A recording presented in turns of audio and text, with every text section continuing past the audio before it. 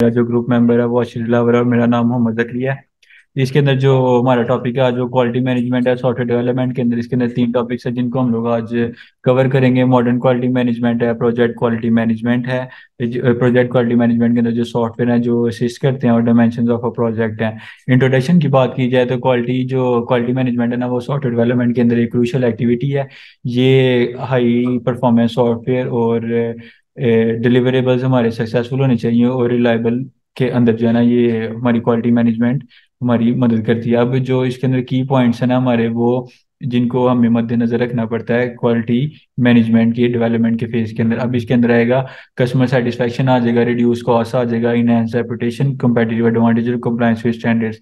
अब customer satisfaction की बात की जाए तो कस्टमर सेटिस्फाइड तब भी होगा जब हमारा जो सॉफ्टवेयर है वो उसकी नीड्स के मुताबिक, उसकी एक्सपेक्टेशंस के मुताबिक बना होगा। और रिड्यूस कॉस्ट जो है ना, इसके अंदर आ जाता है हमारे पास के हम लोग अर्ली आइडेंटिफिकेशन ऑफ डिफेक्ट्स करेंगे। हमारे जो भी मैनेजमेंट डेवलपमेंट का प्रोसेस है उसके अंदर जब हम लोग इंटीग्रेट कर रहे होंगे, साथ साथ इंटीग्रेट करते जाएंगे मॉड्यूल्स को, ताकि डिफेक्ट्स जो हैं वो अर्ली आइडेंटिफाई हो जाएं। तो क्योंकि अगर इस तरह हमारी जो कॉस्ट है वो कम होगी, हमारा टाइम भी बचेगा। अगर हम लोग डिलीवर करते हैं सॉफ्टवेयर और उसके बाद कोई इशू आता है तो इस वजह से हमारा टाइम और हमारा जो एक्सपेंस है वो उस दोनों में इंक्रीज आएगा। कंप्लायंस विद स्टैंडर्ड के अंदर हमारे पास आता है कि जो हमारे पास सॉफ्टवेयर डेवलपमेंट के अंदर स्टैंडर्ड्स हैं जो डेवलपमेंट के अंदर हमें यूज़ करने चाहिए, उनको मीट करना चाहिए। हमारा जो सॉफ्टवेयर है उनके वो स्टैंडर्ड्स के साथ मीट करके हमें बनाना पड़ेगा वो अपना सॉफ्टवेयर। उसके बाद इस तरह ये होगा कि हम लोग एलोकेटेड टाइम के अंदर और कस्टमर की रिक्वायरमेंट को जब मीट करके अपना सॉफ्टवेयर बनाएंगे तो हमारी रेपुटेशन के अंदर भी इंक्रीज होगा और हमें कंपेटिटिव एडवांटेज भी मिलेगा। ये था इंट्रोडक्शन। अब मेन चीज़ जो है वो इसके अंदर मॉडर्न क्वालिटी मैनेजमेंट है। ये एक ऐसी अप्रोच है कि जो इवॉल्विंग सॉफ्टवेयर है ना उसके अंदर हमें काम आती है।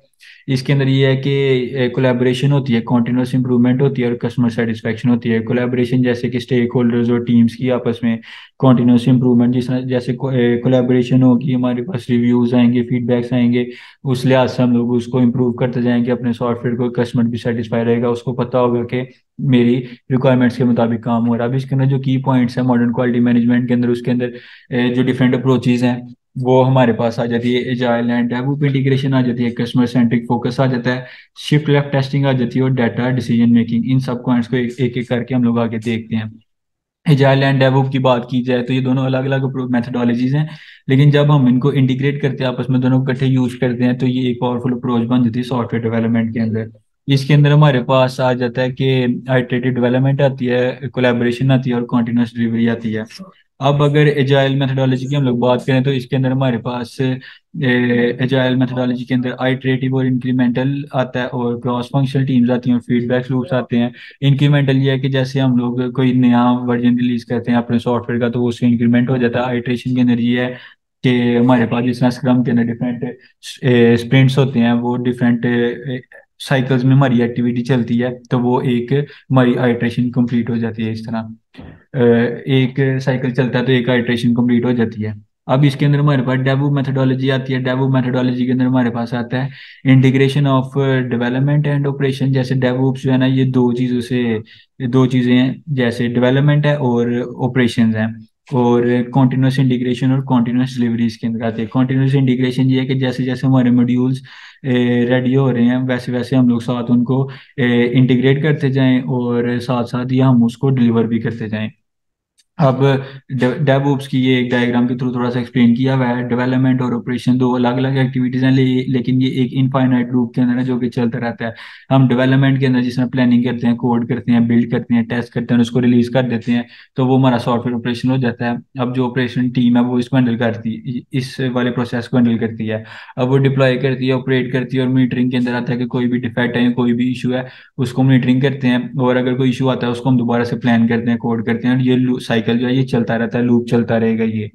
अब उसके बाद कस्टमर सेंट्रिक फोकस हमारे पास आ जाता है, ये हमारा नेक्स्ट पॉइंट है। अब इसके अंदर हमारे पास आता है कि फोकस होगा सारा कस्टमर के ऊपर। तो इसके अंदर ये आएगा कि अंडरस्टैंड करेंगे हम लोग और कस्टमर अंडरस्टैंड करेंगे कस्टमर की नीड्स को और मीट करने की कोशिश करेंगे कस्टमर की नीड्स को।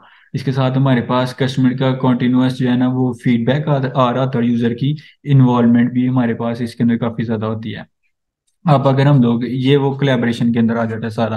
अगर हम लोग शिफ्ट लेफ्ट टेस्टिंग की बात करें तो जैसे ऊपर बताया कि साथ साथ हम लोग अपने मॉड्यूल्स को इंटीग्रेट करते जाएंगे, तो साथ साथ उसको टेस्ट भी करते जाएंगे, क्योंकि अगर हम लोग सबसे एंड के ऊपर सारे मॉड्यूल्स को इंटीग्रेट करते हैं तो अगर कोई इशू आ जाता है तो उस इशू की सोर्स का हमें पता नहीं लगेगा कि किधर से है, वो बहुत मुश्किल हो जाएगा। इसलिए हम लोग साथ साथ उसको इंटीग्रेट करते जाएंगे। इस तरह ये होगा कि अर्ली आइडेंटिफिकेशन आ जाएगी हमारे पास इश्यूज की, हम उसको सॉल्व भी कर लेंगे और हमारी कॉस्ट और टाइम भी डेवलपमेंट प्रोसेस के अंदर वो रिड्यूस हो जाएगी। ये अब लास्ट पॉइंट है, डाटा ड्रिवन डिसीजन मेकिंग। इसके अंदर हमारे पास आ जाएगा कि जैसे हम लोग जो भी हमारे पास डाटा आता है, वो डाटा किधर से आता है, वो आता है हमारे पास मॉनिटरिंग के थ्रू आता है। जो हमारे पास टेस्ट हमने किए होते हैं उसके एनालिसिस के थ्रू आता है।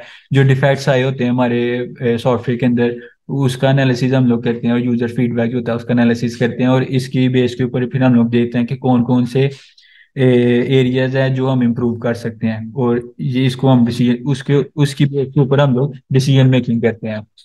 अब ये नेक्स्ट टॉपिक है software to assist in project quality management. ये मेरे ग्रुप मेंबर का टॉपिक है, हाशिर का। Hashir, let's explain this. Assalamu alaikum. I am Harshit Dilawar. So the topic of my presentation is software to assist in PQM. PQM basically is project quality management. ये ensure करता है कि project meet करता है जिन needs के लिए उसे design किया गया है।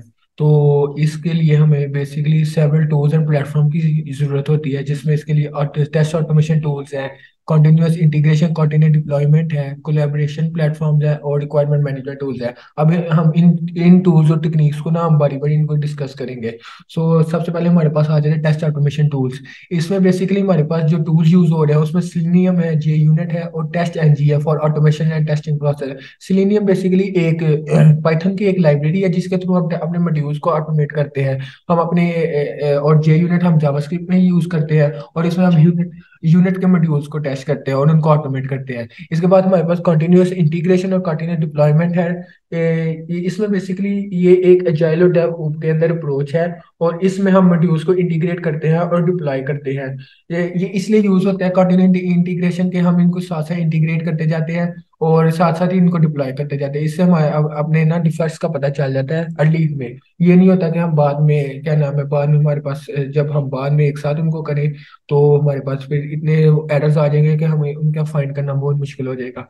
तो इनमें जो टूल्स हमारे पास यूज हो रहे हैं वो है हमारे पास जेंकिस है, ट्रेविस सीआई है, गिट लैब है, और इस तरह के हमारे पास टूल्स यूज हो रहे हैं। और नेक्स्ट हमारे पास है कोलैबोरेशन प्लेटफॉर्म। ये आपस में स्टेक होल्डर्स को आपस में कम्युनिकेट करने के लिए यूज होते हैं, जिनमें स्टेक होल्डर अपने प्रोजेक्ट की डिफिकल्टीज वगैरह को डिस्कस कर सकते हैं और उनसे एक दूसरे से बात कर सकते हैं। और इनमें हमारे पास जो टूल्स हैं वो है जीरा है, ट्रिलो है, असाना है। ये ऐसे टूल्स हैं जो कि आपस में स्टेक होल्डर्स को कोलैबोरेट कर रहे हैं, उनके मैनेज कर रहे हैं टास्क, और ट्रैक द प्रोग्रेस प्रोग्रेस को ट्रैक कर रहे हैं कि हमारा प्रोजेक्ट कहाँ से लेके कहाँ तक पहुंच गया है और आगे तक कहाँ तक लेके जाना है। इसके बाद हमारे पास रिक्वायरमेंट मैनेजमेंट टूल्स है।